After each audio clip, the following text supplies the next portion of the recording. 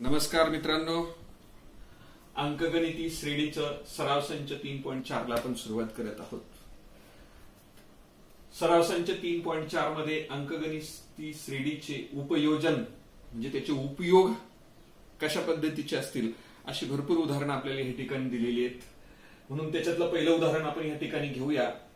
उदाहरण मी वाचतो बघा। सुरुवातीला सानिकाने 1 जानेवारी 2016 ला ठरवले की, बघा काय ठरवलं तिने, त्या दिवशी 10 रुपये, दुसऱ्या दिवशी 11 रुपये, तिसऱ्या दिवशी 12 रुपये अशा प्रकारे बचत करत राहायचं वर्षभर। तर 31 डिसेंबर 2016 पर्यंत तिची एकूण बचत किती असेल? जानेवारीच्या पहिल्या दिवसापासून 1 जानेवारी पासून ते 31 डिसेंबर पर्यंत तिने दररोज 10 नंतर एक दिवशी पुढे 11, नंतर 12, नंतर 13 असे 1 रुपये वाढवत गेली। आणि वर्षभरात म्हणजे 2016च्या डिसेंबरच्या वर्षभरात तिची बचत किती झाली असेल ते शोधायचे आपल्याला। लक्षात घ्या, पहिल्या दिवशी तिचे 10 रुपये असतील, इकडे पहा फोकस। पहिल्या दिवशी 10 रुपये, दुसऱ्या दिवशी 11, तिसऱ्या दिवशी 12, चौथ्या दिवशी अशा पद्धतीने 1 रुपये वाढत गेली। असं ती किती दिवस करते माहिती का? पूर्ण वर्षभर। एक लक्षात घ्या, 2016 हे लीप वर्ष आहे। जनरली नॉर्मल असं वर्ष असतं आपलं की 365 दिवसाचं वर्ष असतं, कारण प्रत्येक वर्षामध्ये फेब्रुवारी महिना हा 28 दिवसाचा असतो, परंतु लीप वर्षात फेब्रुवारी महिना हा 29 दिवसाचा असतो। आणि म्हणून 2016 हे लीप वर्ष आहे, लक्षात ठेवा। लीप वर्ष ओळखायचं कसं की वर्षाला म्हणजे 16 आहे ना, 16ला 4 भाग जातो। ज्या ज्या वर्षाला 4 भाग जाईल अशी जेवढी वर्ष असतात त्यांना लीप वर्ष म्हणतात। म्हणून 2016 हे तुमचं लीप वर्ष आहे। या लीप वर्षामध्ये दिवस किती असतात मग? 366। त्याचं कारण मी तुम्हाला सांगितलं, फेब्रुवारी महिन्यामध्ये 28 नाही तर 29 तारखेचा महिना असतो। कोणत्या वर्षी? तर लीप वर्षामध्ये। म्हणून या ठिकाणी आपल्याला किती दिवस या ठिकाणी घ्यावे लागतात लक्षात घ्या, 366 दिवस तिने केलेली बचत आपल्याला या ठिकाणी शोधायची। अशी ही संख्या वाढत शेवटची जी संख्या येईल ती किती येईल ती आपल्याला माहिती नाही, परंतु 366 दिवसापर्यंत आपल्याला ही कृती करत जायची आहे। मग मी लिहिताना बघा, आता मला सांगा, याच्यात ही अंकगणिती श्रेणी तयार झाली। ह्या अंकगणिती श्रेणीमध्ये पहिलं पद ए बरोबर आपण 10 घेणार आणि प्रत्येक एक वाढत जाते। मग प्रत्येक संख्येतला जर फरक बघितला, 2 संख्येतला फरक जर बघितला तर तुम्हाला 1चा या ठिकाणी दिसतो। याचा अर्थ डी ची किंमत तुम्हाला 1 घ्यावी लागेल। फरक बघायचा आपण फक्त या ठिकाणी, तो 1 येतो। आता एन किती घ्यावी लागेल खूप काळजीपूर्वक बघा। मी या ठिकाणी लिहिलं 366 दिवस, पूर्ण वर्षभरातले दिवस 366 आहे, ते लीप वर्षासाठी। आणि म्हणून एन बरोबर मी या ठिकाणी 366 घेतले। कृपया चुकीनं 365 लिहू नका, कारण लीप वर्ष आहे म्हणून सांगतो। एन बरोबर 366 घेतली। आता 366 दिवसामध्ये सानिकाने किती बचत केली असेल, एकूण बचत आपल्याला या ठिकाणी शोधायची आहे। आणि म्हणून मी बचतीचं सूत्र, एसएनचं सूत्र घेतलं बघा, बेरजेचं सूत्र। कारण नुसती बचतच नाही, पहिल्या दिवसापासून तर शेवटच्या दिवसापर्यंत झालेली बचत, एकूण किती बचत झाली असेल ती शोधणार। म्हणून एसएनचं सूत्र घेतलं। एसएन बरोबर एन छेदस्थानी 2 कंसात 2a अधिक कंसामध्ये छोट्या कंसात n वजा 1 गुणिले डी। हे बेरजेचं सूत्र तुम्हाला सगळ्यांना माहिती आहे। ओके, आता आपण फक्त ह्या दिलेल्या किमती आहेत ना, किमती आपण या सूत्रात ठेवणार आहेत।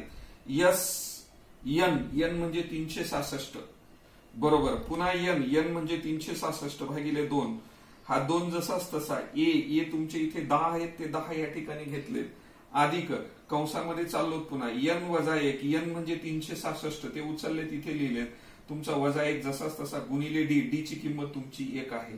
चला आता खाली जाऊया। आता 366 ला 2 ने भाग द्या। 366 ला 2 ने भाग म्हणजे निम्मे करायचे त्याचे, किंवा भाग असा देऊ शकता, बे 1 बे 1 उरला 16 झाले, बे 8 16, नंतर बे त्रिक 6 होतात। मग हा जो भागाकार आला 183 मी ह्या ठिकाणी घेतला।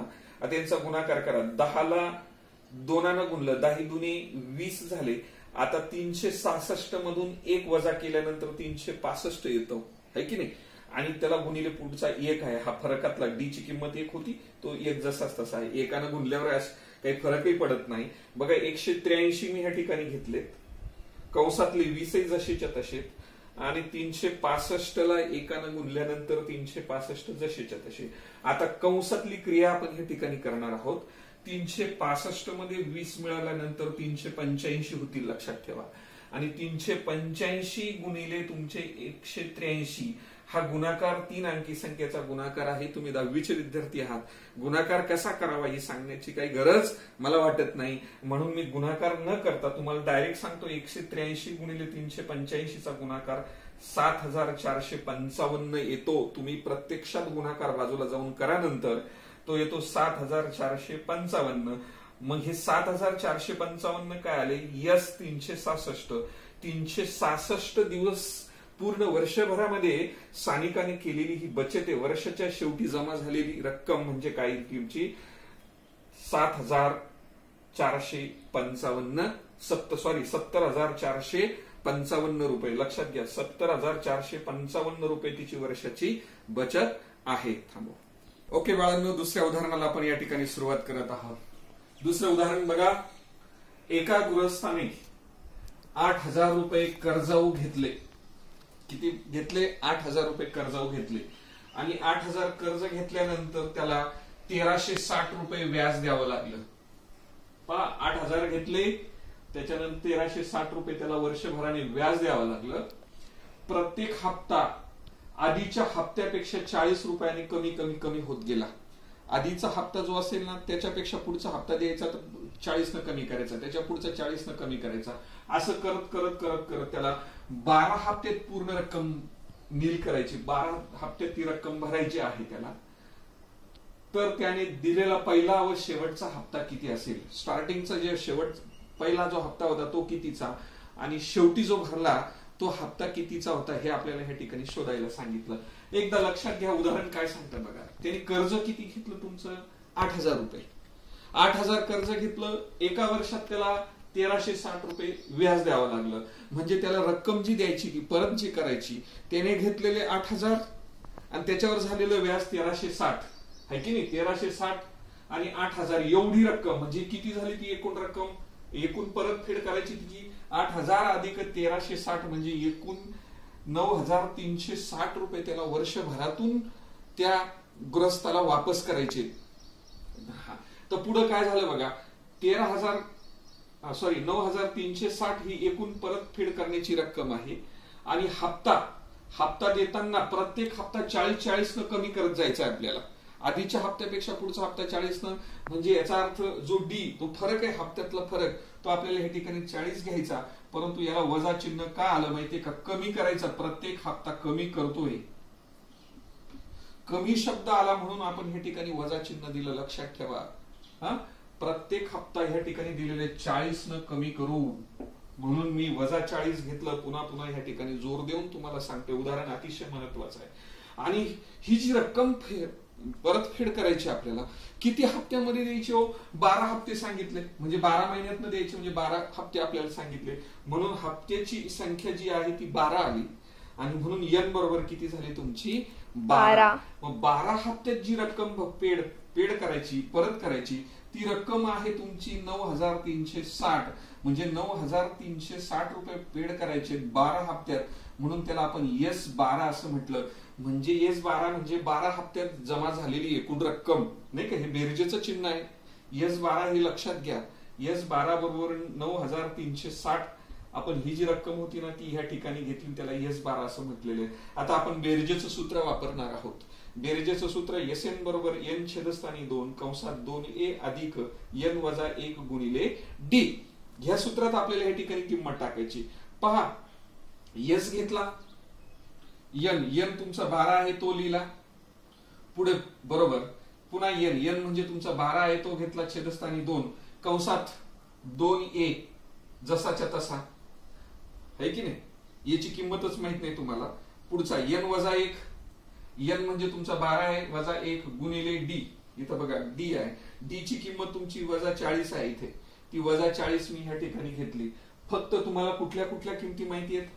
N ची किंमत माहिती आणि D ची किंमत माहिती. फक्त एवढ्या दोन किमती मी ह्या सूत्रामध्ये ठेवल्यात अशा पद्धतीने तो बदल होत गेला. पुढे गेल्यानंतर बघा S12, अहो S12 म्हणजे 9,360 ही वर्षभरातून परत करायची जी रक्कम आहे 12 हप्त्यामधली एकूण रक्कम ही 9,360 ती ह्याच्या जागेवर खाली लिहिली बघा. बरोबर. आता दोनानं भाग देऊया. बे एक बे, बे सकी 12, हे 6 जे उरले ते ह्या ठिकाणी घेतले. कंसात हे तुमचे दोन्ही ए जशीच्या तसे अधिक 12 मधून 1 काढल्यानंतर 11 उरतात आणि हे तुमचे दुसऱ्या बारीक छोट्या कंसामध्ये वजा 40 आहे ते जशीच तशी घेतले. याला कंस घेण्याचं कारण काय होतं, त्या संख्येला ऋण चिन्ह होतं, वजा चिन्ह होतं आणि म्हणून आपण एक छोट्याशा कंसात टाकलं, है की नाही. चला आता मग याला हे जसंच्या तसं बघा 9,360 जशीच्या तशी, हा जो 6 होता त्याला भागीले आला इकडे खाली गेल्यानंतर. बरोबर. उरलेला तुमचा 2 जसाच तसा वजा. आता या दोन्हींचा गुणाकार केला 11 चौक 44, आहे की नाही, आणि त्याला हे वजा चिन्ह दिलं म्हणजे वजा होतील ते. हे जरी अधिक होतं ना, या दोन्ही संख्यांचा गुणाकार केला तो 440 आणि तो गुणाकार ऋण येईल ह्या ऋण चिन्हामुळे, म्हणून इथं ऋण चिन्ह द्यावं आपल्याला लागलं. आता याला भाग देऊया बघा. 6 भाग देऊया. 6 1 6 वरती 6 1 6. 6 भाग दिल्यानंतर तुमचा 3 उरला, 33 झाले. 6 चा पाडा 6 पंचे 30, तुमचे 30 कटले 33 मधून, पुन्हा 3 उरले 36 झाले. 6 6 36 आणि त्याच्यावर हा 0, म्हणजे हा जो भाग दिला 6 ना आपण 1560 तो मी या ठिकाणी खाली घेतला. 1560 बरोबर हे जसंच्या तसं आपल्या सोयीसाठी काय करूया, हे उजव्या बाजूचं डाव्या बाजूला आणि 1560 इकडे लिहिले. त्याच्यानंतर 2a जसाच्या तसा हे बरोबरचं चिन्ह बघा. हे 1560 जशीच्या तसे 440 ऋण इकडे गेल्यानंतर धन झाले, म्हणून 1560 मध्ये 440 मिळवल्यानंतर 2000 होतात, म्हणून 2a बरोबर 2000. याचा अर्थ a बरोबर हे 2000 जशीच्या तशी आणि हा इकडे गेल्यावर छेदस्थानी भाग देणार, म्हणून बे एक बे भाग बघा. बे एक बे, बे एक बे, त्याच्यावर 2 3 0 म्हणजे याची किंमत किती आली तुमची 1000, है की नाही. याची किंमत 1000 आली. ए म्हणजे तुमचा पहिला हप्ता असतो, है की नाही. स्टार्टिंग जिथून सुरुवात होते पहिल्या संख्येलाच आपण ए म्हणतो ना, म्हणजे त्यांनी भरलेला जो पहिला हप्ता असेल तो पहिला हप्ता तुमचा 1000 रुपयाचा असेल, म्हणून मी या ठिकाणी लिहिताना सांगितलं ए बरोबर 1000 म्हणजे त्यांनी भरलेला पहिला हप्ता. ओके. त्या गृहस्थाने आता शेवटचा हप्ता टीएन शोधूया. जसा पहिला हप्त्याला ए म्हणतो त्या लास्ट हप्त्याला शेवटच्या हप्त्याला टीएन म्हणतो आपण, है की नाही. म्हणून टीएन ह्या ठिकाणी शोधायचं असेल तर तुम्ही सामान्य पदाचं सूत्र आपण ह्या ठिकाणी वापरणार आहोत. थोडंसं काळजीपूर्वक लक्ष द्या. उदाहरण अतिशय सोपं आहे, परंतु तुम्ही जर काळजीपूर्वक लक्ष दिलं तर तुम्हाला 100% समजल्याशिवाय राहणार नाही. शेवटचा हप्ता टीएन शोधण्यासाठी टीएनचं सूत्र ह्या ठिकाणी लिहिलं. टीएन बरोबर ए अधिक कंसात एन वजा 1 गुणिले डी. बघा आता टी जसा तसा एन ची किंमत तुम्हाला मगाच लिहिलेली या ठिकाणी 12 आहे. एन ची किंमत 12 ठेवली इथे, बरोबर. आता ए काढला, ए तुमचा 1000 आहे तो इथे ठेवला, अधिक पुन्हा एन म्हणजे 12 वजा 1 गुणिले डी, डी ची किंमत वजा 40. ज्या किमती इकडे होत्या त्या ठेवल्यात, याची काढलेली किंमत ठेवली. पुढे आता सिम्प्लिफिकेशन कसं झालं, हे 1000 जसेच्या तसे अधिक हे 12 मधून 1 गेल्यानंतर दिसतंय ना स्पष्ट, 12 मधून 1 गेल्यानंतर 11 उरतात, गुणिले हे वजा 40 जशीच्या तसे, हे 1000 जशीच्या तसे 11 चौक 44, त्याच्यावर एक हा 0 म्हणजे हा जो गुणाकार आला तो 440. हे अधिक होतं पण इथे वजा चिन्ह असल्यामुळे ते वजा झालं. हे 440 वजा आहे, 1000तनं 440 गेल्यानंतर 560 उरतात. हा तुमचा T12 म्हणजे शेवटच्या क्रमांकाचा हप्ता, म्हणजे 12वा जो हप्ता होता तो तुमचा 560 रुपये झाला. ओके. उदाहरण अगदी व्यवस्थित चालूच ठेव कॅमेरा आणि नंतर त्याला तुम्ही स्क्रीनशॉट घेऊन जसंच्या तसं शांतपणे लिहून काढा. ओके. करा आता. सचिनने राष्ट्रीय बचत प्रमाणपत्रामध्ये पहिल्या वर्षी 5000 रुपये, दुसऱ्या वर्षी 7000 रुपये, तिसऱ्या वर्षी 9000 रुपये याप्रमाणे रक्कम गुंतवली तर त्याची 12 वर्षातील एकूण गुंतवणूक किती असेल ते आपल्याला शोधायला सांगितलं. प्रत्येक वर्षी रक्कम वाढवत गेला तर सुरुवातीला आपण एक लक्षात घ्या, पहिल्या वर्षी किती रक्कम आहे ती बघूया. पहिल्या वर्षी 5000 ती इथे लिहिली, दुसऱ्या वर्षाची 7000 आहे ती इथं घेतली, तिसऱ्या वर्षाची 9000 आहे ती ह्या ठिकाणी घेतली. म्हणजे 5000 7000 9000 असं करत करत करत करत तो 12 वर्षापर्यंत आपण रक्कम गुंतवतो. याचा अर्थ ही जी श्रेणी मिळाली, ती अंकगणिती श्रेणी आहे. अंकगणिती श्रेणीतील पहिलं पद ए बरोबर 5,000 आपल्याला या ठिकाणी घ्यावं लागेल. आणि प्रत्येक पदातला फरक जर विचार केला तुम्हाला 2-2 हजाराचा फरक दिसतोय, म्हणून या ठिकाणी डी ची किंमत आपण या ठिकाणी 2000 घेतोय बाळांनो. त्याचबरोबर आता एन किती घ्यावं लागेल, तो अशी रक्कम कुठपर्यंत गुंतवत जातो, 12 वर्षापर्यंत रक्कम गुंतवतो. याचा अर्थ एन बरोबर आपल्याला या ठिकाणी 12 घ्यावी लागेल. आणि म्हणून एन ची किंमत या ठिकाणी आपण 12 लिहिलेली, हे लक्षात घ्या. एन का 12 घेतला, कारण त्यांनी गुंतवलेली रक्कम 12 वर्षासाठी ना. आणि म्हणून आता आपल्याला एकूण सचिनची 12 वर्षातील एकूण किती रक्कम गुंतवली असेल लक्षात घ्या. सूत्र वापरताना आपण एसएनचं सूत्र वापरायचं का टीएनचं सूत्र वापरायचं हे लक्षात ठेवायचं. ज्यावेळेस त्याला 12 वर्षातली रक्कम काढायची म्हटल्यानंतर एकूण करावी लागणार, बेरीज करावी लागणार आपल्याला. म्हणून 100% आपण बेरीजेचं सूत्र वापरतो या ठिकाणी. बेरीजेचं सूत्र बरोबर एसएन बरोबर एन छेदस्थानी 2 कंसात 2a अधिक एन वजा 1 गुणिले डी. ओके, आता ज्या ज्या किमती तुम्हाला या ठिकाणी माहिती आहेत त्या किमती आपण या ठिकाणी ठेवण्याचा प्रयत्न करतो. आपल्याला जवळजवळ तिन्ही किमती माहिती आहेत.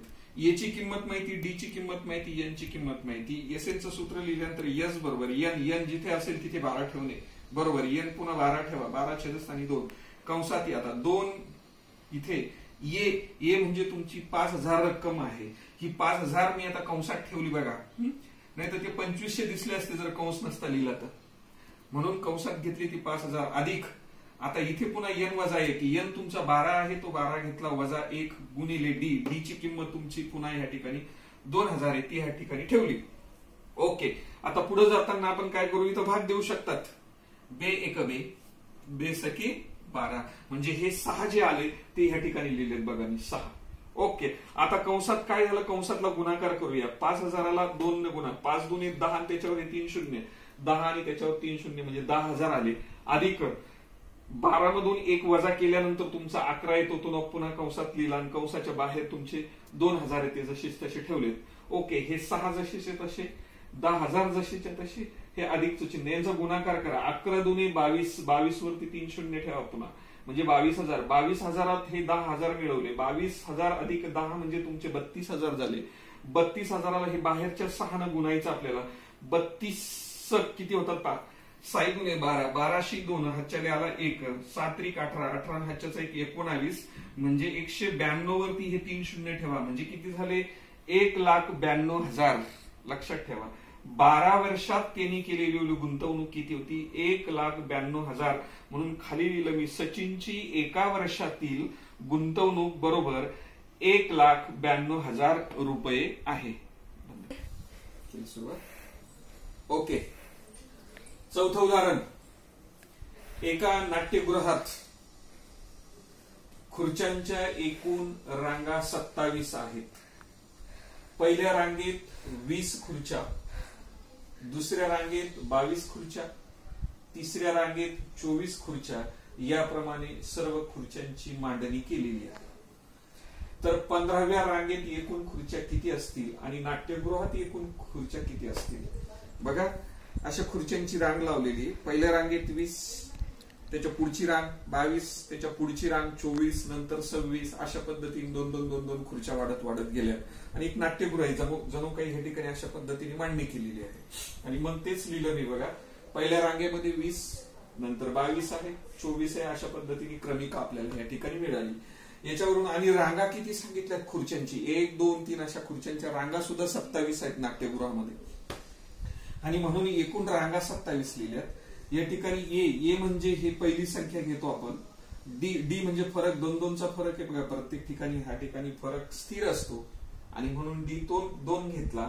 आणि एन तुमच्या 27 रांगा आहेत. ओके, पण त्याच्यात त्यांनी आधी काय विचारलं माहितीये का, 27च्या आधी त्यांनी असं विचारलं, 15व्या रांगेत मध्येच विचारला, मधलेच 15वी एक रांग आहे, त्या रांगेमध्ये किती खुर्च्या असतील, त्या खुर्च्यांची संख्या आपल्याला शोधण्यासाठी मग मी सांगितलं आता 15व्या रांगेतील खुर्च्यांची संख्या शोधूया. मग ज्यावेळेस तुम्ही 15व्या रांगेतील खुर्च्यांची संख्या शोधत असाल त्यावेळेस यांची किंमत 15 घ्यावी लागेल बाळांनो, 27 नाही. वरती 27 घेतलेली ती नाट्यगृहामधली संख्या आहे, परंतु मला मध्येच तुम्ही 15व्या रांगेत किती खुर्च्या असतील असं विचारल्यामुळे मला या ठिकाणी एन बरोबर 15 ही संख्या घ्यावी लागणार आहे. आणि म्हणून या ठिकाणी एसएनचं सूत्र पण नाही वापरत आपण आता. फक्त एक पर्टिक्युलर रांगेतली खुर्च्यांची संख्या विचारल्यामुळे आपण टीएनचं सूत्र वापरत आहे, लक्षात घ्या. या ठिकाणी टीएनचं सूत्र वापरण्याचं कारण एकाच रांगेतली खुर्च्यांची संख्या विचारली. टीएन बरोबर ए अधिक एन वजा 1 गुणिले डी हे सूत्र घेतल्यानंतर एन 15 घेतलेला आहे म्हणून टी 15 झाले एनच्या जागेवर. ए तुमचा 20 आहे तो 20 ठेवला अधिक कंसात एनच्या जागेवर 15 वजा 1 गुणिले डी, डी ची किंमत 2 आहे. 20 जसेच्या तसे अधिक 15 मधून 1 गेल्यानंतर 14 उरतात तर त्याला गुणिले हे तुमचे 2 आहेत. ओके, चला या इकडे आता 20 जसेच्या तसे 14 दुने 28 होतात. 28 मध्ये 20 मिळवल्यानंतर 48. याचा अर्थ टी 15 बरोबर 48 म्हणजे 15व्या रांगेतील एकूण अशा खुर्च्या ज्या आडव्या टाकलेल्या खुर्च्या असतील त्या खुर्च्यांची संख्या 48 आहे. आता काय विचारलं माहितीये, तिथं खाली लिहिलं मी 15व्या रांगेत 48 खुर्च्या, खाली काय लिहिलं तसेच एकूण खुर्च्या किती. एकूण खुर्च्या म्हणजे तुमच्या पूर्ण सभागृहामध्ये नाट्यगृहामध्ये किती खुर्च्या असतील. या ठिकाणी डेफिनेटली आता आपल्याला काय घ्यावं लागेल, एसएनचं सूत्र घ्यावं लागेल. त्याच्या आधी मी तुम्हाला हे सांगतो एन बरोबर 27 घ्यायचे, एन 15 घ्यायचे नाहीत. कारण का 27 रांगा पूर्ण याच्यामध्ये असल्यामुळे एन 27 घेतला आपण. या ठिकाणी बेरजेचं सूत्र वापरतोय. हे बेरजेचं सूत्र एसएन बरोबर एन छेदस्थानी 2 कंसात 2a अधिक एन वजा 1 गुणिले डी सूत्र पाठ झालेलं आहे तुमच्या. एनच्या जागेवर जिथे जिथे एन तिथे तिथे 27 टाकले, जिथे ए तिथे 20 घेतला आणि डीच्या जागेवर तुमचा 2, एनच्या जागेवर 27 या किमती बरोबर आता पाठीमागे सांगितलेल्या पुन्हा पुन्हा सांगण्याची गरज नाही कशा घेतलं ते. 27 ला 2 ने भाग जात नाही म्हणून मी त्याला जसं तसं ठेवलं. 20 ला 2 ने गुणलं 40 झाले अधिक 27 मधून 1 गेल्यानंतर 26 आणि 26 च्या दुप्पट 26 दुने तुमचे 52 झाले. 52 मध्ये 40 मिळवल्यानंतर 92 होतात आणि 27 भागिले 2 जसेच्या तसे. आता बघा 27 ला जरी 2 ने भाग जात नाही पण हे 2 मात्र 92 ला भागू शकतो आपण. मग इकडे लिहितो मी पुन्हा हीच संख्या उचलून इकडे लिहिली. 27 छेदस्थानी 2 गुणिले 92, 92 ला भाग देऊया. बे एक बे, बे चोक 8, 1 उरला 12, बे सखी 12, 46 आले. 46 इथे घेतले, 27 इकडे गेले. 27 गुणिले 46 हा पूर्ण भाग तुम्ही तुमच्या पद्धतीने बाजूला जाऊन करू शकतात. 27 गुणिले 46 हे दोन्हींचा गुणाकार जो आला तो 1242 म्हणजे एस 27 बरोबर 1242 ही जी संख्या आली ती पूर्ण नाट्यगृहामध्ये असलेल्या एकूण खुर्च्यांची संख्या आहे. पुन्हा सांगतो तुम्हाला, एस 27 म्हणजे नाट्यगृहात असलेल्या पूर्ण खुर्च्यांची संख्या 1242 आणि त्याच वेळेस तुम्हाला 15व्या रांगेत किती खुर्च्या आहेत 48 ते वरच्या टीएनच्या सूत्रानं काढलं आणि हे एसएनच्या सूत्रानं काढलं. हे लक्षात ठेवायचं आहे. हा व्हिडिओ आवडला असेल तर लाईक करा आणि चॅनलला सबस्क्राईब करायला विसरू नका. आता राहिले फक्त 2 उदाहरणं ते पुढच्या व्हिडिओमध्ये घेणार आहोत. धन्यवाद.